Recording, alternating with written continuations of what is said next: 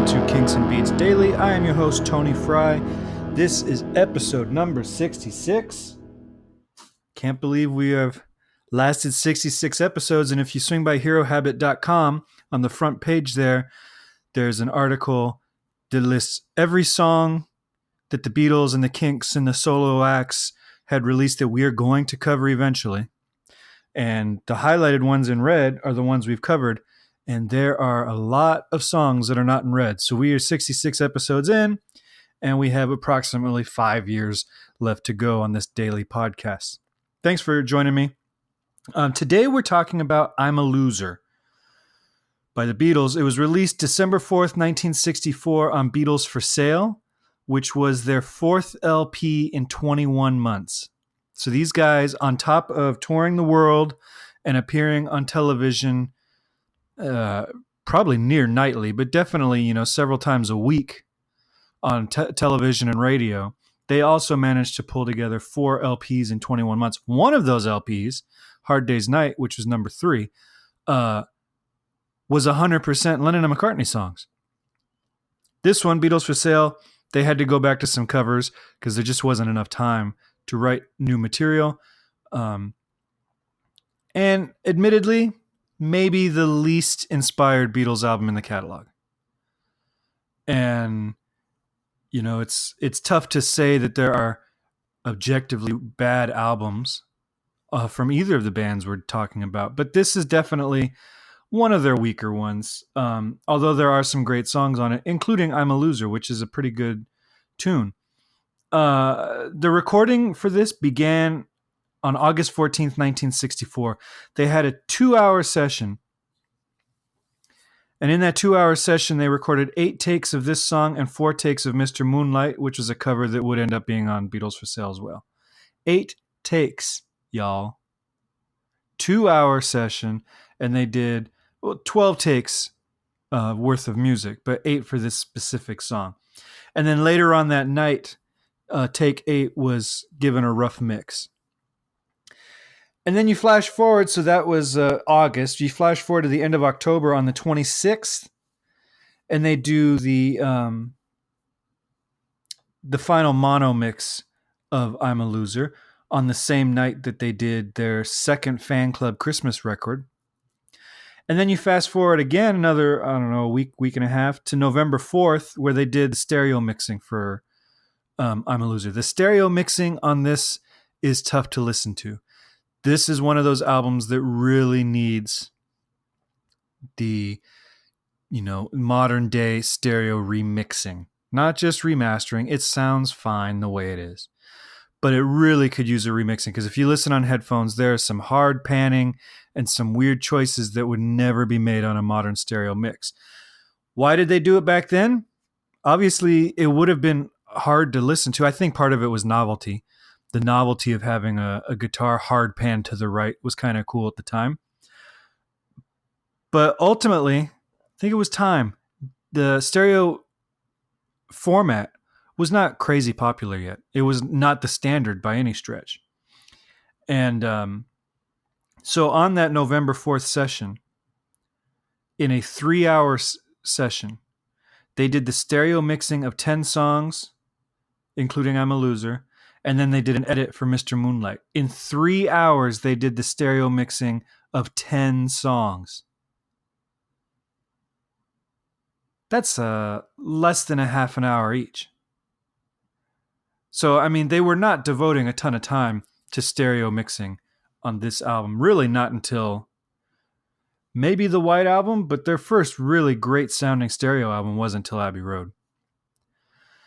So that's I'm a Loser. So content-wise, this is often credited as Lennon's early take into Bob Dylan's lyric writing and the folk scene that would get better with help and and songs on Rubber Soul. But this is really the first one that he really gets introspective. Structurally, it's pretty simple. It's in the key of G. The introduction does just a 2 chord to a 5 chord. I'm a loser. It's a tough one for me to sing, a kind of high. And I'm not what I appear to be. And then right there he hits a F major 7 chord, which is basically a 4/4. He's borrowing this F chord, and that F chord plays prominently through the whole song. In general, actually not in general, as I'm looking at it, in totality, the song is exclusively chords in the key of G, except for this F chord, which is the 4 chord in the key of C. So we could say it's a 4/4, just to keep everything simple. It's just a borrowed chord. So he's going 1 of all the love, 5, and then he's got that F chord. And what it does is it allows for chromatic movement. There's a G in the G chord. There's an F sharp in the D chord. There's an F in the F chord. And then we go back to the G.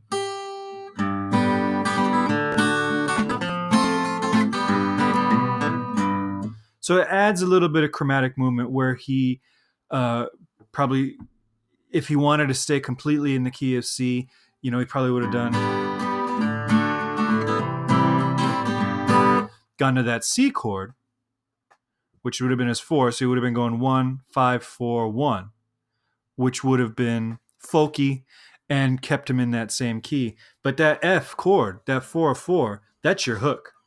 Of all the love I have won or have lost, there is one love I should never have crossed. That is also remarkable there.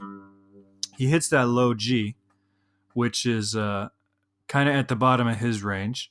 He's more of a tenor. That is a bari note or a bass note. But he hits it. That low G. He also does it in I need a fix because I'm going down. He does it in Happiness is a Warm Gun. But he does not live in that range very often.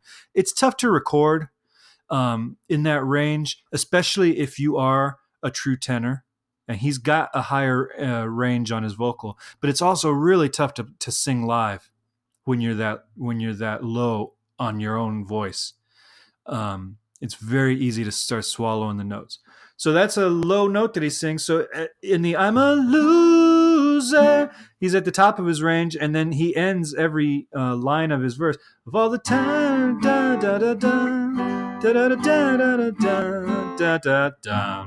So he ends it. He's got this what they call consequence and antinence. The antinence ends at the very bottom of his range, and then the chorus is just back to that 2-5-1. 2, 5, 2, 5, 1, 6, 2, and then here he's using an F major 7, which keeps kind of a drone.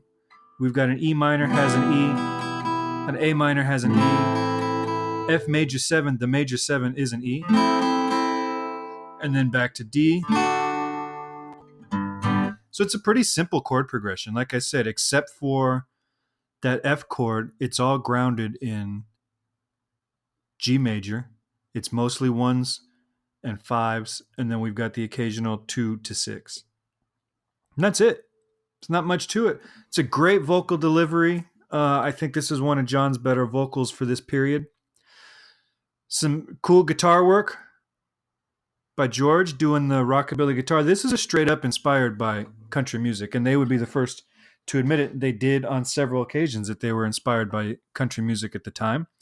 And you can hear it in this track. George is putting in some guitar fills that are really, and his guitar solo is very reminiscent of those guys they were listening to. And I'd mentioned this before, that George, as brilliant as he was as an original guitar player, with a distinctive style all of his own, he was also an expert imitator. If you told him to write a Carl Perkins solo or write a Chuck Berry solo, he could do it and it be very much what the source artist would have come up with. So he was good on both sides. Some guys are imitators, some guys are, have their own style. And he managed to do both seemingly effortlessly, if you listen to what he was playing. And then Paul's got some very cool bass lines, especially in the chorus when he's got this descending bass line that he's just going down, down, down, down, down, down, down, down, down, just coming down the scales over these chord progressions, but it really drives the song forward. And for my money, that's a huge role that the bass player plays in any band, is to keep the music moving forward, to keep the band locked in and keep forward momentum going. And that's what we've talked about. We talked about it yesterday with Live Life, where I said the song kind of felt flat. It's because the more you do a song over and over in the studio, that bass line starts getting predictable. It starts getting kind of set in stone. And if you're not a really great bass player, it's very easy for that to get boring, and that forward momentum goes. And so this song has got the forward momentum, and that bass line is really solid stuff. So that's I'm a Loser. Of course, you can listen to it if you don't already know it, which I'm sure you do. You can follow our playlist on Spotify. Every Monday, I go and put the entire week's worth of podcasts, songs, on this playlist so that you can listen to them before the podcast comes out and familiarize yourself with songs you haven't listened to in a while, or maybe you've never heard before. If you swing by herohabit.com, click the podcast link, you'll see Kinks and Beats Daily right there. That has information on how to contact us. It has a link to the Spotify playlist. It's got all the episodes. It's got the rundown. It's got the album by album directory, so you can go and find other songs that we've talked about. We are 66 deep, so I mean we've covered a lot of stuff already. All right, today is Friday, so I don't talk to you again until Monday, where we are back to the Kinks, and we are talking about Imagination's Real. Next week's a good week, actually. We've got Imagination's Real, Obla D, All Day and All of the Night, Got to Get You Into My Life, and Over My Head, I think, which I believe is the first solo Ray Davies song we're going to cover on this podcast. So make sure you are subscribed wherever you listen to podcasts, and if you wouldn't mind swinging by iTunes and leaving a 5-star rating and review, I would appreciate that greatly. We took a big jump in the charts this week. Let's take it all the way to number 1. All right, I will talk to you guys tomorrow. Have a great weekend.